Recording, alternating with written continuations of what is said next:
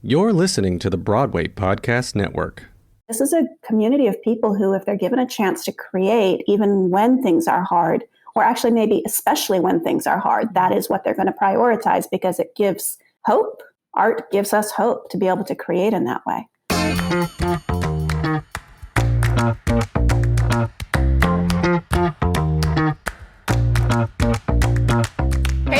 Welcome to Was It Chance, the podcast about embracing opportunity and taking intentional risk for your creative life. I'm Heather Vickery. And I'm Crazy Straw Alan Seals. And we're two perfect strangers who met by chance and embraced opportunity. Listen in as we chat with other successful people like our guest today about the risks they've taken to put themselves on a path to creative success. Success. Don't you have an app for that? To make yourself echo? Oh, yeah.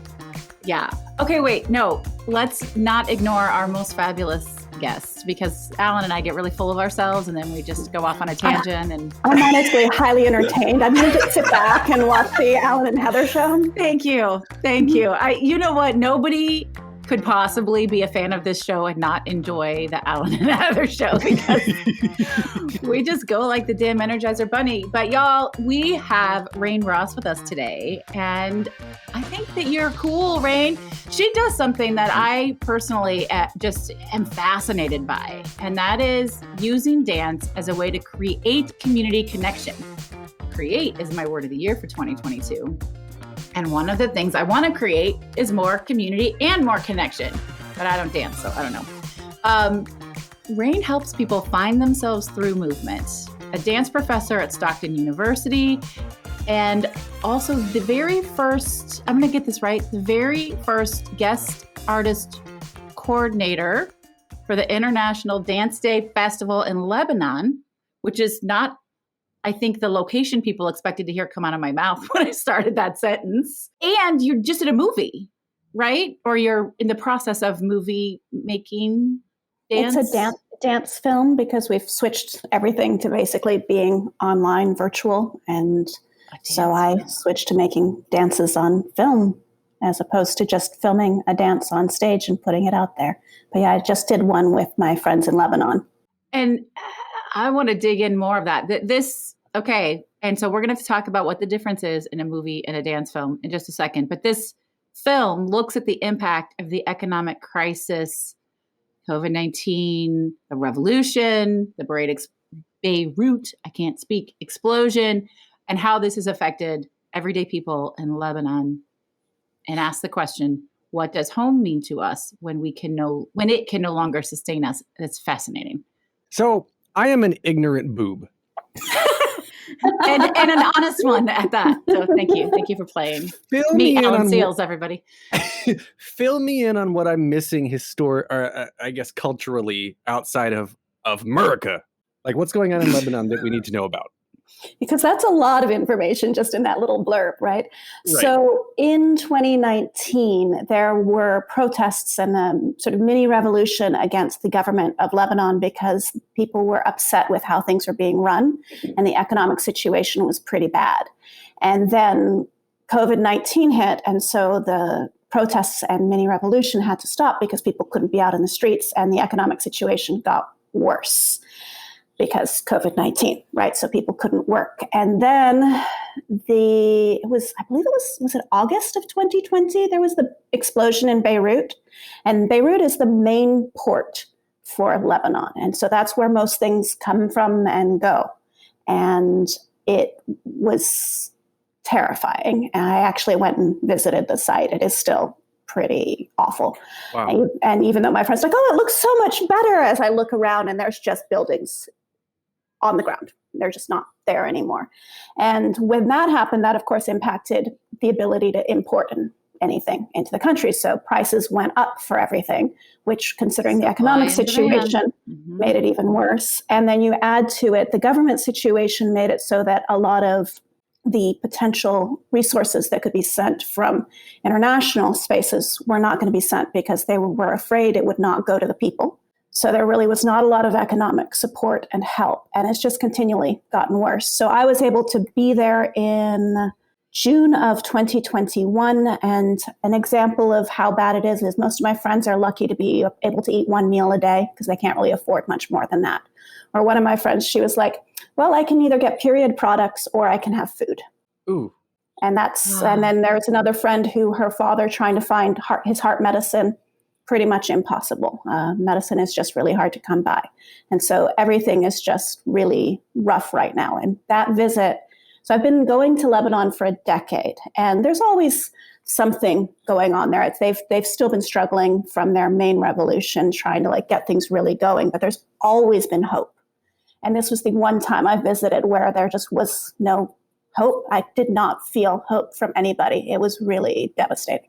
Oh my gosh. Okay, so let's go back. Let's get some more information. And I believe there's some chance, but maybe intentional manifestation, which is what this whole show is about in that process. You currently live in Pennsylvania. I live in Philadelphia. Yeah. Philadelphia. You were originally born in Hawaii. You're a dancer, you're a teacher, you're an actress. What led you to Lebanon a decade ago? Yeah, what's the connection to Lebanon? Yeah, That was my I'm next like, question. wait, okay, so I hear this and you're passionate and I feel it and it's devastating. And how?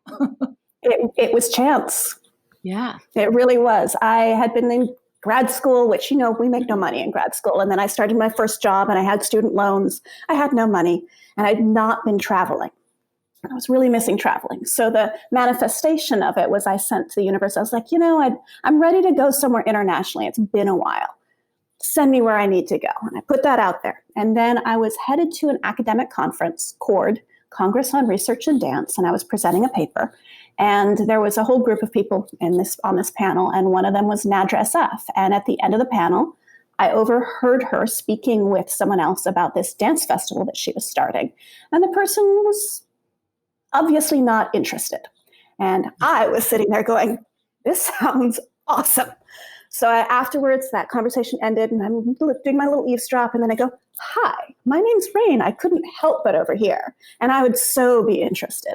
And of course, exchanged contact information, all of that. Nadra's side of the story is she went upstairs to her friend and said, I've met this crazy American who says she wants to go to Lebanon. I bet she doesn't even know where it is. I do and did know where Lebanon is, but she figured that I had no idea what I was getting in for and didn't really think that I was going to follow up. And of course I did. I sent her an email shortly after saying it was lovely to meet you. And I am very interested. Sent her an email a few weeks later saying, hey, just so you know, I'm interested. And from there, my constant being like, I am interested is what made it so she decided to invite me. She needed an American choreographer for the funding for it to actually happen that first year. And I was told that nobody would come because of the political situation in the Middle East. And I, of course, was like, of course, I'm going to go to Lebanon. I've never been. And I went. It was amazing. And then I ended up going for 10 years. Wow. Wait, you lived there for 10 years? No, I just go every year to help run the festival. Oh, wow. Anywhere from a week to 2 weeks. So this was total chance that you embraced that just shaped, well, the tagline of this podcast, shape your creative success. Yeah, but really, it is. It was totally chance, but it was also me saying, wow, this could be something. I don't know what it is. I don't know who this person is. So I'm going to take a risk and see what happens. And I mean, I think that's where, and that's really why we started this show, is to dig in on that. It's one thing to be presented with a chance opportunity. It's another thing to be aware of it. It's yet another thing to then take action on it, to embrace it, and to create and manifest what you want from it. I don't like to assume because, that's a mistake, but would it be fair to say that this maybe wasn't the first time you had embraced chance? It sounds like maybe you're built that way. I'm built that way. Yeah. I mean, traveling, going places, being like, oh, I have a friend there. Let me go there and see what happens tends to kind of be my method of living my life. Although I say take risks, but they should always be measured risks in my mind with some knowledge of what's going on and some awareness of how to get out of a situation if one needs to. I mean, especially if you're headed off to a war zone. Yeah. I feels. What's the first time you can remember embracing a chance opportunity and having it really mean something? That's a really hard question. Hard hitters. Alan brings the fart jokes. I bring the hard questions. Did you say I bring the fart jokes? It is what I said. Oh, okay. I'd say probably one of the first ones that I really made the choice myself was I dropped out of college to go join a ballet company in South Africa. Oh, wow. And my chance was that I sent them a letter and a video and said, can I join you? And they offered me an apprenticeship. And I do have a connection to South Africa. It wasn't like absolutely out of nowhere that I chose that country. My father is from there. And I thought this might be a way for me to go and meet my family. That was part of my intention behind it. But I didn't know it would work. And so that was how I went and joined a ballet company in Durban. And then I decided I didn't like it. You decided you didn't like it. Okay. Well, I was stuck in a one-room rehearsal space with the ballet mistress and artistic director chain smoking. Ew. With no windows. And there was a whole continent to explore. I was like, so I stayed with the company for 2 months and then I traveled through Zimbabwe, Botswana, and South Africa. Okay. So you're obviously an avid traveler and you love to experience all these other cultures. How does dance play into all of this? Where's the creative merging of the travel and the creativity and the dancing? You mean besides that it helps me to get to those places?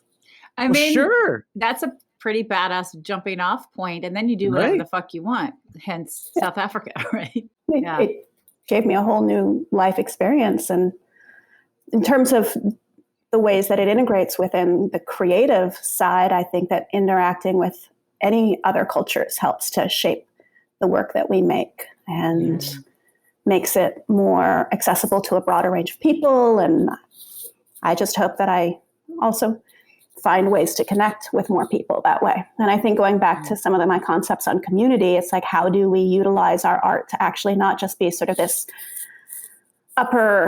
ideal kind of thing of, only the elite get to do this, but how do we create a space where it becomes something that all people get to experience? Because art to me is very much like water, like food. It is part of our lived life. Yeah. Going back to Lebanon, my first year there, I met this woman who she's a dancer and actor, and she performed in the US and in Europe before returning to Lebanon to start her school.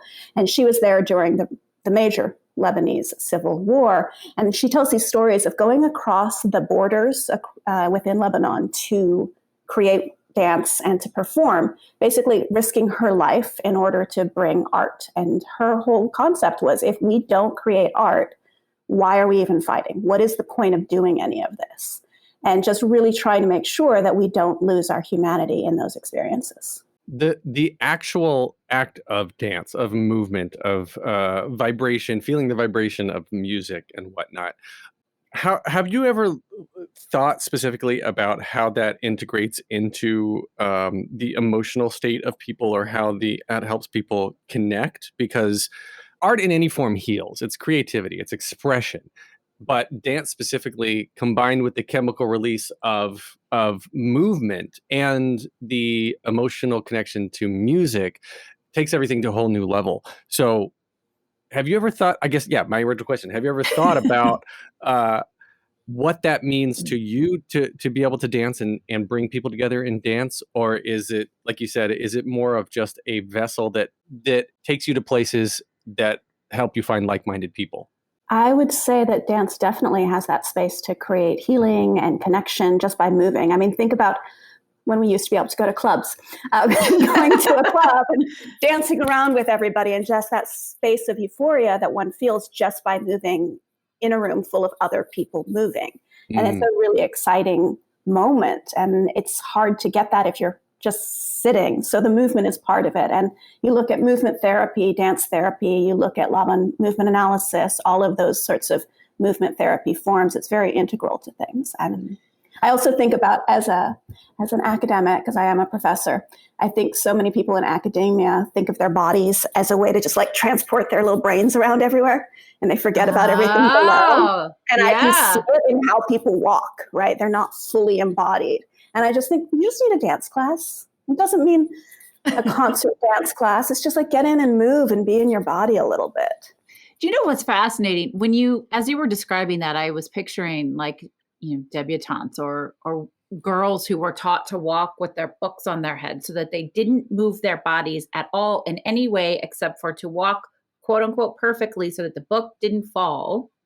Like we're conditioned, particularly women, societally, to not use your bodies to express or to feel things all throughout. And I don't know necessarily how that's relevant, but as you were describing that, I'm like, yeah, you can see it. It's like, they're focused on their brains and they don't connect those pieces. And I wonder how that has affected us, because dance in and of itself has been around like always. And it's such an important part of so many different cultures. And I imagine it's a wonderful way to connect with different people, to learn their cultural experiences, their stories through dance. And so as we tried to condition people in America, or probably in Europe as well, but out of it, what kind of effects can that have?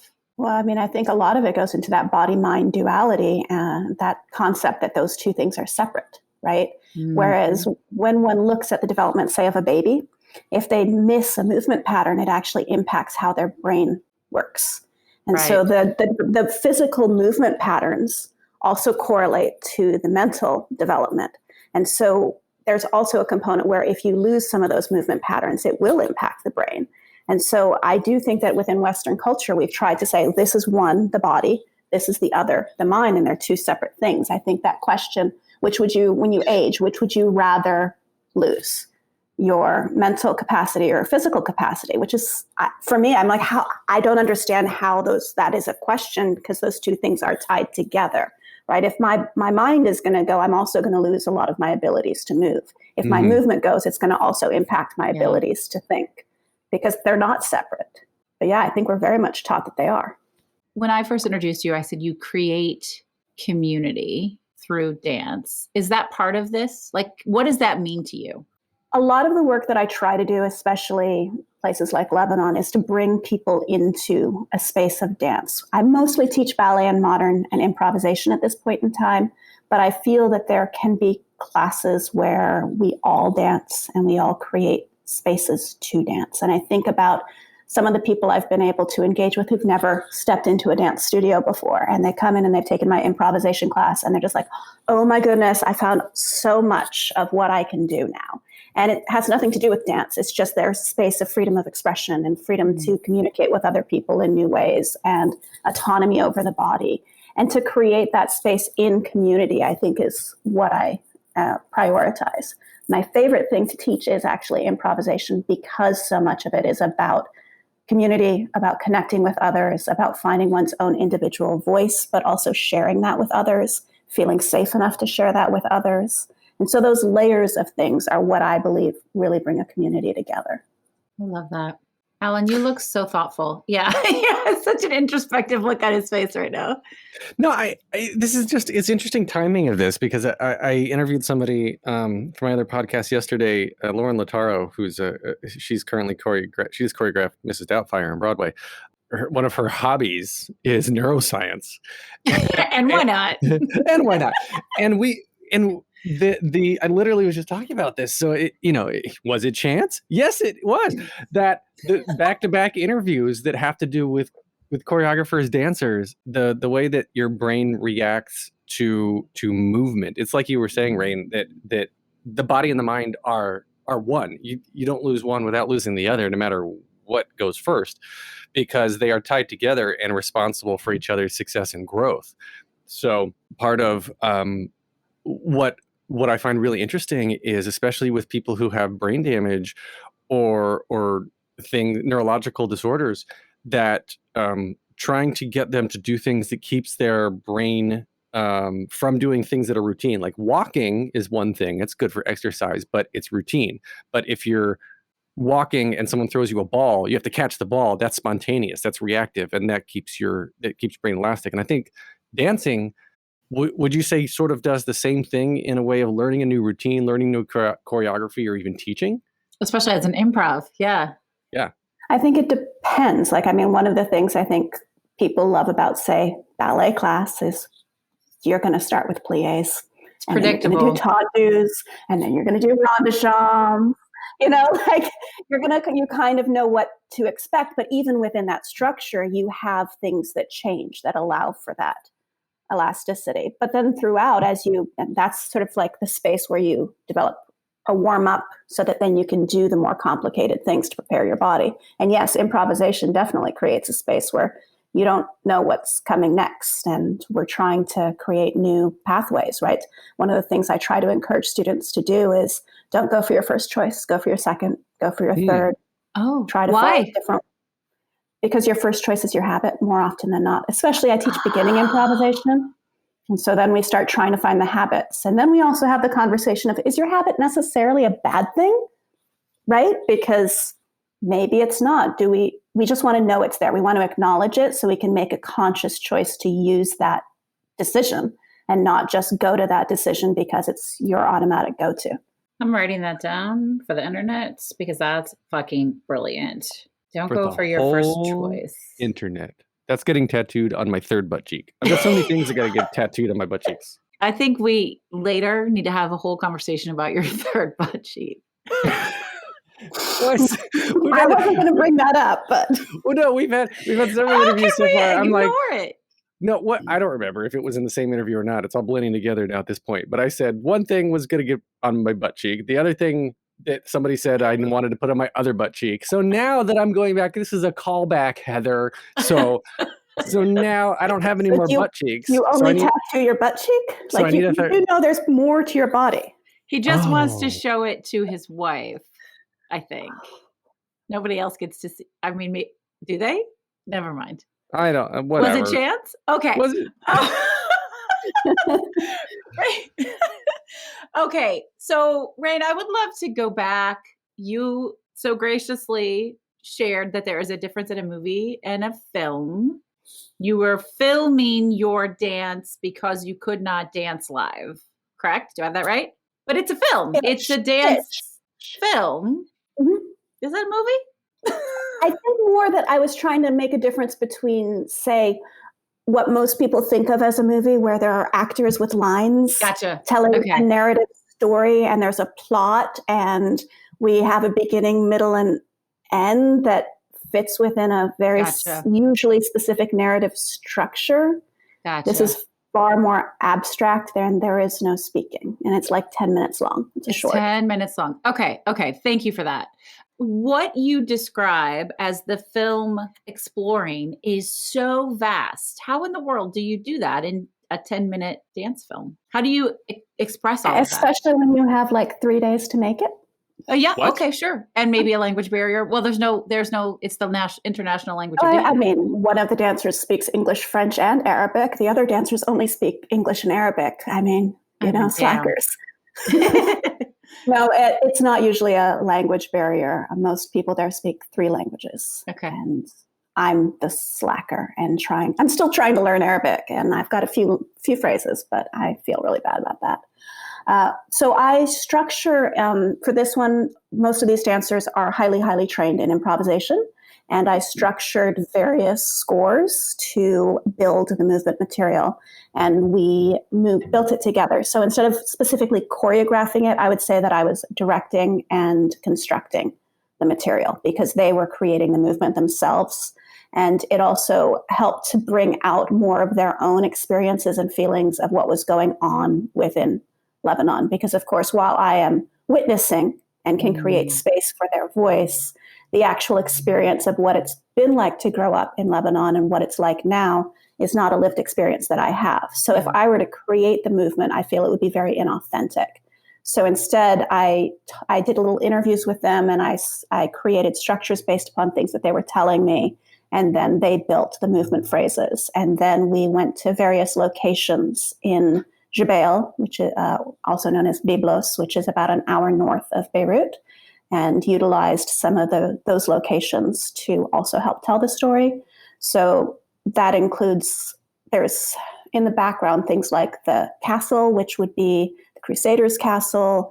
There's the water, the Mediterranean Sea. There's just so much history within just this tiny city. There's the Mina, the marketplace that we also film in. And so you can see the roads where the Romans walked through. And so you can see the history of it as well. So it's not just dancers in a black box space or in a theater space, but it's in the actual space of where they grew up and where all these experiences are happening. I've heard about the Nina and the Pinta and the Santa Maria. Yeah. She's an idiot. Well, it's actually Nina, Meena, I believe. Oh, Nina with an M. Yeah. That's really cool. And who is this for? Well, when I was creating it, it was really for them to feel like they had a voice. That space of arriving and seeing my friends without hope. I wanted to give them something to hold on to. And I wanted them to feel that they had something in their life where their voice mattered. So developing it was really about creating that space for them. And now that I've just finished having someone edit it for me, because I do not do the video editing myself. That is not in my skill set. So I had someone else do that for me, and it's now finished. I'm hoping to send it out to various festivals and hopefully get it screened and shared that way as well. Amazing. We'll see what happens with that. But the biggest thing for me was the space for people to have their own voice. Where do you think people in general are most creative? And I want to relate that to Beirut specifically, because when you said that you went over there and you see friends that basically are like, I have to choose between basic fundamental supplies. And when you're starting to lose hope, where does the creativity, do you see creativity start to diminish a bit? Where do you think people are the most creative? And I'm relating that to this time of complete despair and hopelessness in this region, right? Because if you're going out to explore creativity, are you having to try harder? What are you trying things differently to get them to express themselves in a way that where people who want for very little or don't want for basic supplies have an easier time? How are you translating your I guess giving them the room to express themselves and encouraging them when there's so much, as you were saying earlier, sort of like challenge to exist? Honestly, as soon as we walked into the space where we were creating, it was like a sigh of relief because everyone didn't have to think about all the other stuff. They could just create. And after I left, there were a bunch of things that they were able to start doing. I had Sarah and Nadra, and I think Jimmy as well, went to Baalbek and created some work there. And they my friends tend to create a lot. And I hope that maybe me being there helped to generate it. I wasn't the only one who went then either. There were 4 of us. We all had plane tickets still because 2020, the festival got shifted to online. Mm-hmm. So all of our plane tickets got canceled, but we still had them. And so we all went. And so there were a bunch of different creative opportunities that happened over the course of 3 months that otherwise wouldn't have. The hardest part was for people to get gas to get to where things were happening. But honestly, this is a community of people who, if they're given a chance to create, even when things are hard, or actually maybe especially when things are hard, that is what they're going to prioritize because it gives hope. Art gives us hope to be able to create in that way. And I'm not talking like, big, outlandish kinds of shows, which I also love, but just being able to express oneself and having that opportunity. Absolutely. I mean, I believe that goes back to the mind-body connection piece, right? I know people who jump up and down as they chant their affirmations or, whatever it is, it's the same. It takes you out of the spiral of one thing and back into the vastness of the universe and of possibility. I mean, I even think about starting of COVID in March 2020, I was living in New York. I was in Hell's Kitchen. And I actually had stepped away from dance for a little bit because I had suffered a very severe injury. I do not have an ACL anymore, and surgery did not work. Oh, so I'm not allowed. I can't jump. I can't run. I can't do a number of things. And so I was like, well, who am I if I'm not a dancer? Of course, meanwhile, I'm like, I tell people all the time that just because you can't do certain things doesn't mean that you're not a dancer, but it didn't apply to me, right? But when COVID hit and like everything was just pure shit, right? And it still kind of is. When it hit in that March 2020 in New York, and I was like, I don't know what to do. I just started improvising every single day. I'd write about what the experience was. I'd set a structure for myself. I'd improvise, and then I'd post a little clip to Instagram to keep myself honest that I was doing it. And it's honestly what got me through emotionally. It was my artwork. And I think for a lot of us, that's the space when we need art the most, is when we are going through hard times. How did surgery not work with an ACL? And you don't have to talk about it if you want to, because I severed my ACL in high school. Like, popped right out of my femur and made me a new one out of my hamstring ligament sheath, which, is fun and cool. It's either that or the cadaver at the time. Anyway, I just think it's interesting to me. I love the body. So it worked for a while, and then I was like, I'm not getting any better. So it took me a while to convince a doctor to do another MRI, and then they realized the ACL had re-ruptured. There was no specific incident. There was no injury that caused it, but it had re-ruptured. And so my knee just said no. I think it's pretty much, my knee was like, nah, this is how we work now. So you can't physically, truly can't do many of the things that defined you as a dancer. However, there are lots of ways, you said this to other people, to be a dancer. That doesn't have to define you. I know people who are paraplegic who dance. Maybe they move their head. What does that mean? So how did you take that as somebody who embraces opportunity and chance? And once you may still be really fucking pissed about it, and I wouldn't blame you, but maybe once you got past the initial really fucking pissed about it, how did you redefine yourself and find a new way to be the dancer that you are and to do something that brings you passion and joy and hope given those circumstances? I think some of it is giving more space to other people to do more of the movement. It's also just saying these are things that are off the table. This is the restriction of the improvisation, of the movement, of any of that, right? I just don't have those options available to me. But what is on the table now? What do you do instead? Upper body, arms, extensions, turns. I can go to the floor. There's still a lot. I just can't fly anymore. And that was my favorite part. Big jumps, flying up high, dropping down to the floor, some more physical kinds of things, high energy kind of jumps and stuff like that are just not available, which were my favorite. I'm sorry. I can still put my leg up high, damn it. But honestly, that's just the tricks, right? Those are the tricks. That's and that's part of why dance is often a young person's art form. But the artistry keeps growing. When we watch an artist, at least from my perspective, when we watch an artist, we're looking at how they approach the material. What do they bring to the performance? What do they bring that they're sharing with their audience? And that isn't how high they're jumping. That isn't how many turns are they doing. It's the honesty and the opening up and the vulnerability. And that can be done by walking across the stage. Yes. So I just have to remind myself of that. I'm not always... I'm still working on it, okay?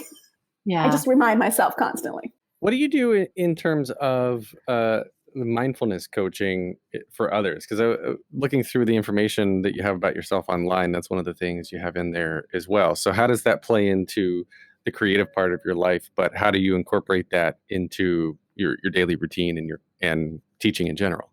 So this is new for me. And I'm working with a couple of people who wanted to gain some more awareness of that connection between mind and body. And so we do some virtual movement coaching sessions where I talk them through some various movement capacities. And then we talk about things that are going on in their life and how to be more proactive about creating the life that they want. And they're finding that being in movement helps them to feel like they can do it.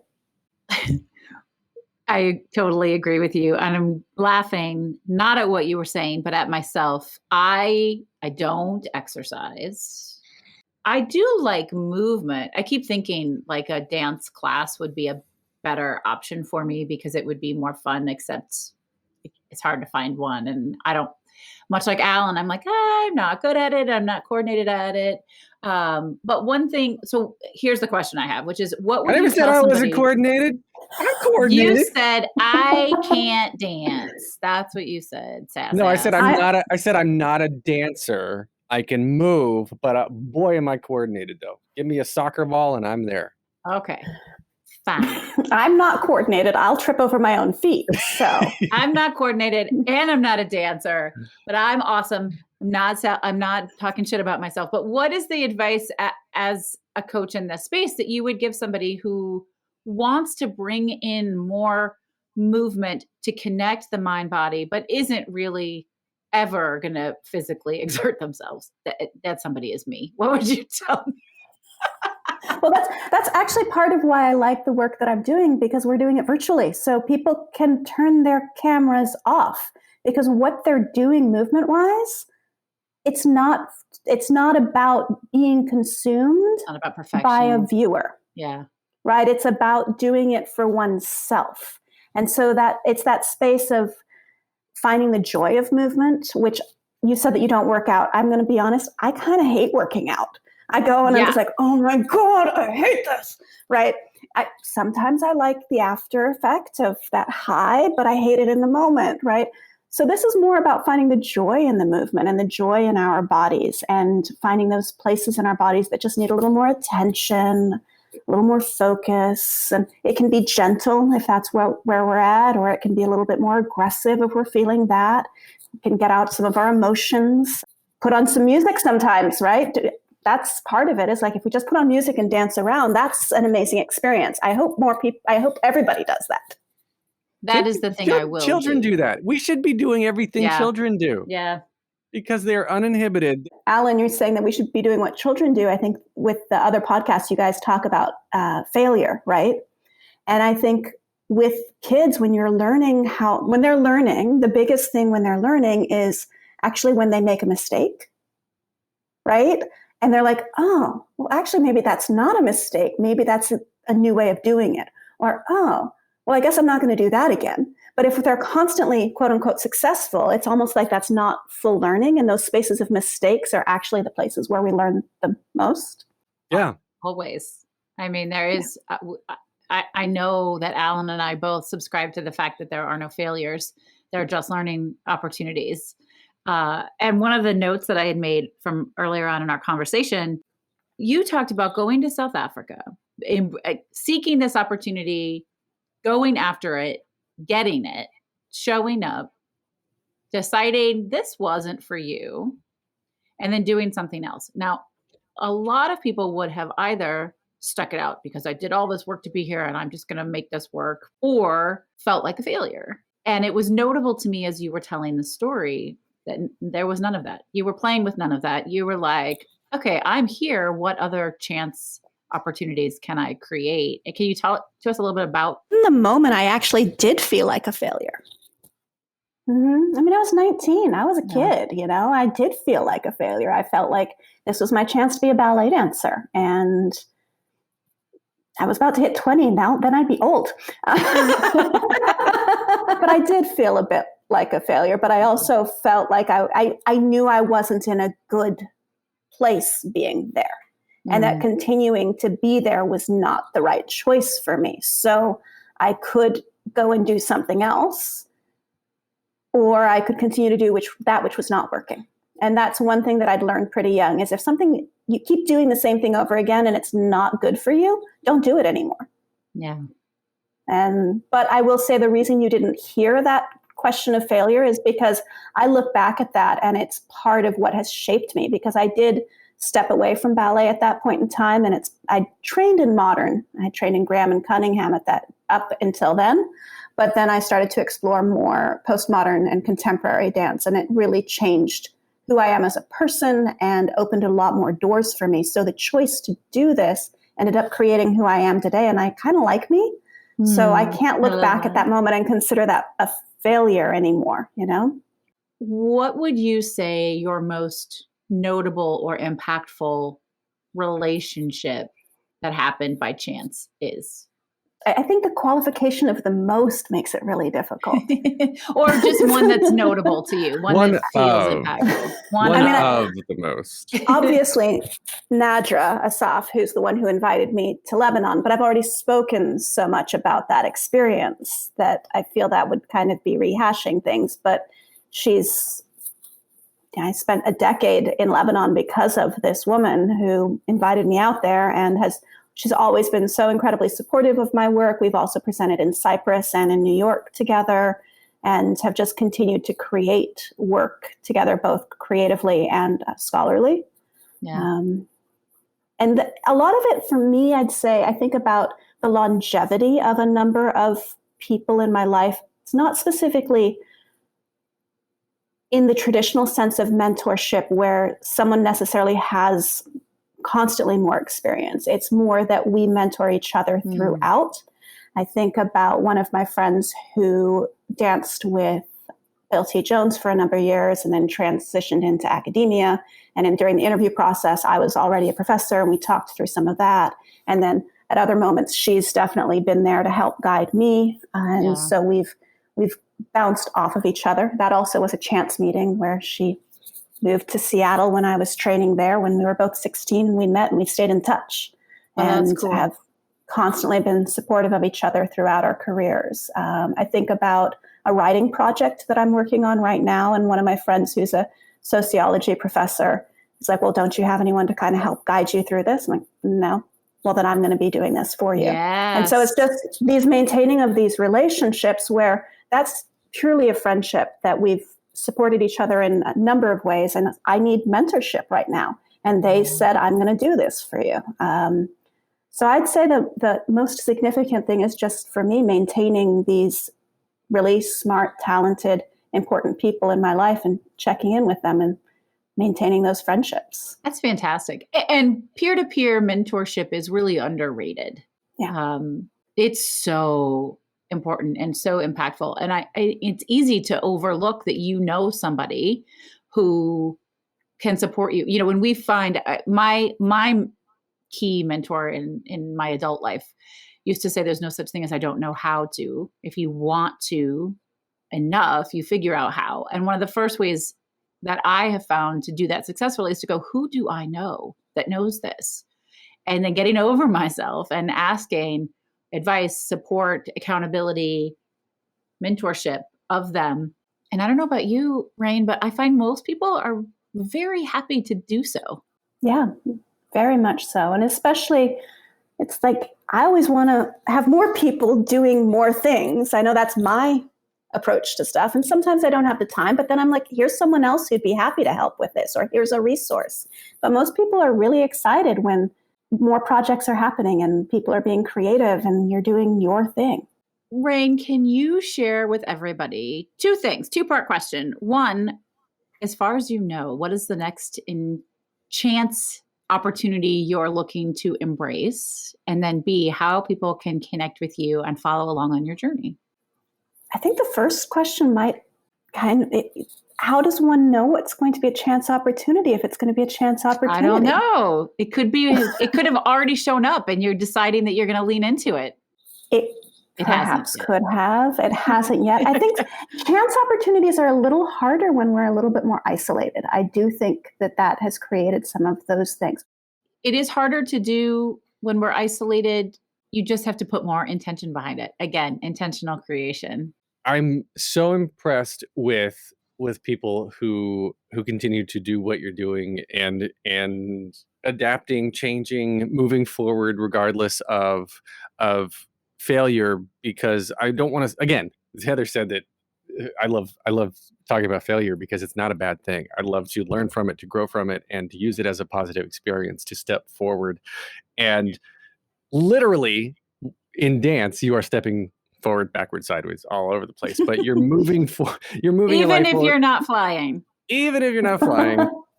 And I'm always impressed with people like you, and especially those who have the time and the patience to teach. Oh my God. All right. How can folks find you, follow along on your journey, hire you, watch your short film, all of the things?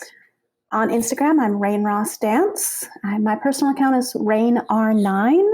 You can also find me on my website, www.rainross.com. Or if you'd prefer to come and be one of my students at Stockton University, it is stockton.edu/dance, or you can just email me at rain.ross@stockton.edu. And by the way, that is Stockton University in New Jersey, not in California. It's been a pleasure talking to you. I've really enjoyed it. Thank you. It's been lovely to be here. Thank you guys for inviting me on. All right. Well, we can't wait to see your short film. We wish you so much success in that. And you'll have to keep us posted on what chance presents itself. I'll tell you what I really liked was that I would love to be able to just pick up and travel anywhere in the world. Oh, God, me too. Whenever the thought. I mean, I didn't do that before I had kids. So this idea that she can just go, oh, I think South Africa would be cool. Or sure, let me go to Lebanon. Like, that's amazing. Youth is wasted on the young. That is, I don't know who said that, but I don't take credit for that quote, but I wish I had the knowledge and the gumption and the, I guess, life experience now that I did when I was 20, right? Or at 20 that I do now, so that I could just say like, you know what? I understand that just picking up and leaving now is the time to do it. And this goes back, I think, to example and what you're fortunate enough to inherit and experience with your family life and all that as well. Like, I hope my kids are able to appreciate traveling because I like to travel with them, but my parents never traveled. Anyway, that's true. Yeah, my parents didn't travel until I was older, until I was in late high school and college. So not with me, but I do travel with my kids as well. Yeah. So like my wife got me into traveling, and she travels because her parents travel. And like, it's one of those things, and oh God, anyway, back to Rain. What a very cool lady. And I love the, we got into a little bit of the neuroscience of dancing and creativity. And I try to nerd out as much as I can because. Oh, it's so easy for you, honey. Oh, thank you. Yeah, she is very cool. Yes, you hit on the neuroscience of it a little bit. What I loved is that Rain is the kind of person, I want more people to be like this, who chase chance. Like they create it. So yes, it was chance, but also that intentional creation element that we talk about. Like she's like, I want this thing. How shall I find it? Yes, let's go. Yeah, I loved it that she's like, I want to go to South Africa so I can meet my family. How am I going to get there? And it was just this perfect combination of chasing it down and I've Oprah-ing your idea into the world. That is now a verb that we should somehow absolutely put yes, in the it dictionary. Absolutely is. We Oprah it into the world. Oprah it into the world. And and she made it happen. And then now it is in the traveling and making it to Lebanon. And now she's like for 10 years, a decade now, she's been going back there and doing all of this. Yeah. And it's just been this incredible literal life-changing experience for her, but also the selflessness of what she's doing and putting together this short film. And the climate, the political climate in Lebanon right now is it's full of despair and hopelessness, as she was saying. Yeah. And as soon as these people start dancing, as soon as she's enabling them to express themselves and bring out their creativity, all of that temporarily goes away. It's this respite. Such a gift. Yeah, it's such a gift. And I love what she's doing. I can't wait to see this film. I know, me either. I think it's amazing. There was a lot. It really did give me sort of like this little seed in my solar plexus, right? In my belly to want to find intentional movement, to build it in my life, not necessarily to be a dancer, but how can I just move my body more and connect my body and my mind? And what kind of opportunities will just choosing to do that present for me? Something she said that is still sticking with me is that, she said, if you're asked, would you rather lose your body or your mind first as you get older? And she said, how can you choose? They're intertwined. They're linked. If you lose one, you lose the other. Yep. And I believe that. And I've always believed that. And I didn't realize until she said it that I believed that, because like that's what we've talked about keeping your mind elastic and making sure that you're doing things differently to get new experiences. And that's for the mind, but you do it with your body, and movement makes your mind want to be more receptive. And it's this circular thing of that whole like dragon chasing its own tail picture, right? Absolutely. Or the yin and the yang and all of this. Mm-hmm. And I'm just fascinated by this as I'm getting older and my family's getting older, and to watch that they go hand in hand. And if you lose one, you lose the other very quickly. Absolutely. Well, I loved it. I can't wait to see the dance film and follow what Rain is up to. If you all have some amazing story to tell us how chance changed your life, how can they find us, Alan? On the Instagrams at Was It Chance. Shoot us a DM. Tag us. Give us a screenshot of listening. We'll share it. We'll give you some props. We will. We're going to share it. We're going to talk about it. It's going to be good stuff. Or email us at wasitchancepodcast@gmail.com. We're so easy to find. It's fun. We have a fun show, Alan. Do we? What? Really? No, you were supposed to say, hell yeah, you're dummy. No, dummy. Of course we do. Of course we do. We have a fun show. Thanks so much for tuning into Was It Chance, the podcast about embracing opportunity and taking intentional risk for your creative life. I'm Heather Vickery. I'm Alan Seals. You say that so much better than me. We'll talk to you next time. Bye.